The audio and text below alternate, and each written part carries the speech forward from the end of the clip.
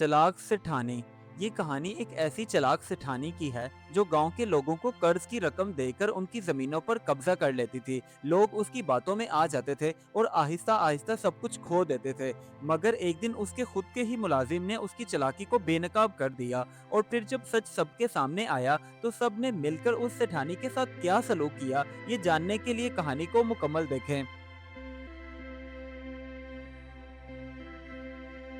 एक सादा सा खूबसूरत गांव जहां के रहने वाले लोगों का जरिया माश सिर्फ खेती बाड़ी ही थी, क्योंकि वहां के लोग ज्यादा पढ़े लिखे बिल्कुल भी नहीं थे।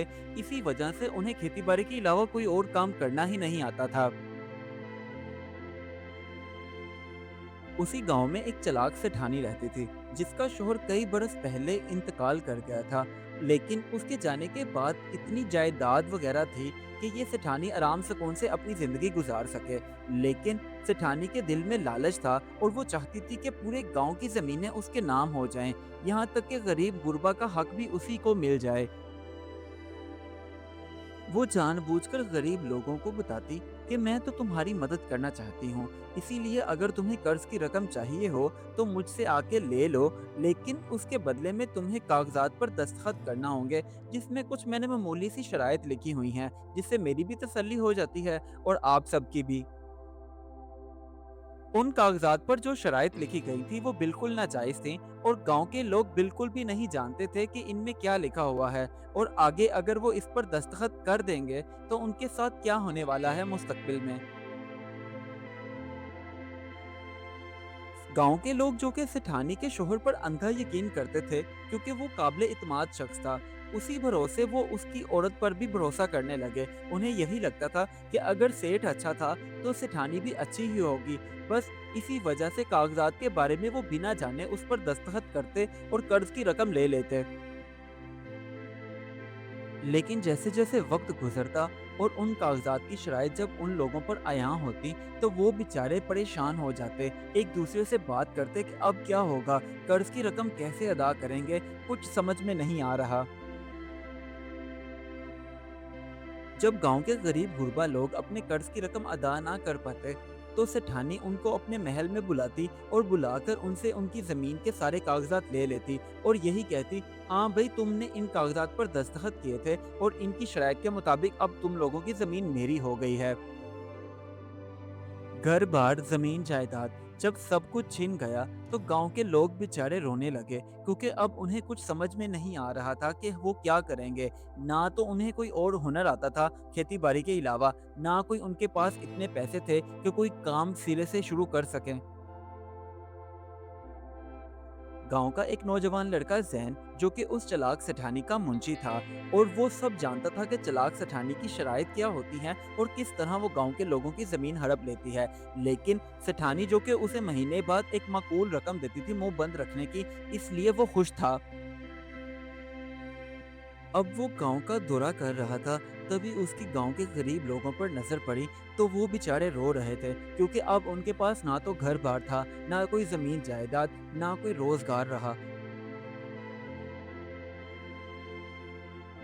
जैन जब अपने गांव के लोगों को यूं परेशान हाल देखता हुआ वापस घर आया तो बैठा सोचने लगा कि मैं इन लोगों के साथ गद्दारी कर रहा हूँ। ये वही लोग हैं जब मेरे माँ बाप मुझे बचपन में छोड़कर इस दुनिया से चले गए थे तो इन्होंने ही मेरे सर पर हाथ रखा और मुझे पढ़ाया लिखाया, और आज देखो जरा मैं इन्हीं के साथ बेवफाई कर रहा हूँ। ये बल्कि मैं यूं कहूँगा कि गद्दारी कर रहा हूँ।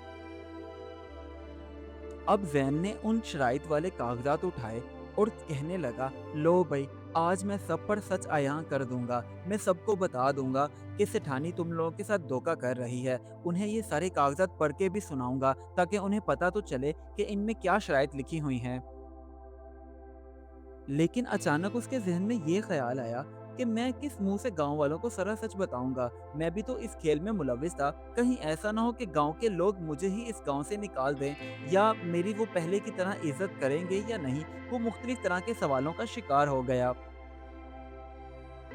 अब जैसे तैसे करके उसने हौसला हिम्मत बांधा और जाकर गांव वालों को सारा सच बता दिया, क्योंकि उसने अब सोच लिया था कि मैं सारा सच जब गांव वालों को बता दूंगा और उसके बाद उनका जो भी रद्द अमल होगा मुझे कबूल है, क्योंकि मैंने भी तो उन लोगों के साथ नाइंसाफी की है।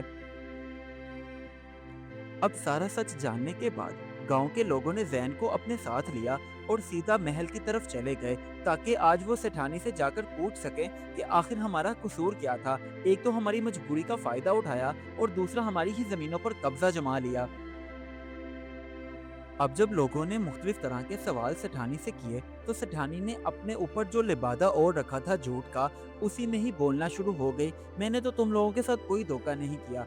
तभी जैन ने कहा, सेठानी जी, मैंने इनको सारा सच बता दिया है, क्योंकि मैं अब मजीद आपके धोखे में नहीं आ सकता, ना ही मुझे आपके ये झूठे पैसे चाहिए। अब सेठानी ने जब देखा कि उसका सारा सच सामने आ चुका है, यानी उसका भांडा फूट चुका है और उसके पास कोई और चारा नहीं था, क्योंकि वो इसी गांव में ही रहना चाहती थी, इसलिए उसने सर झुका लिया और वो शर्मिंदा होकर खड़ी हो गई। अब सेठानी सीधा अपने महल के अंदर गई और जाकर उन गरीब जमींदारों की सारी जमीनों के कागजात लेकर आई और खुशी खुशी उन सबको वापस कर दिए।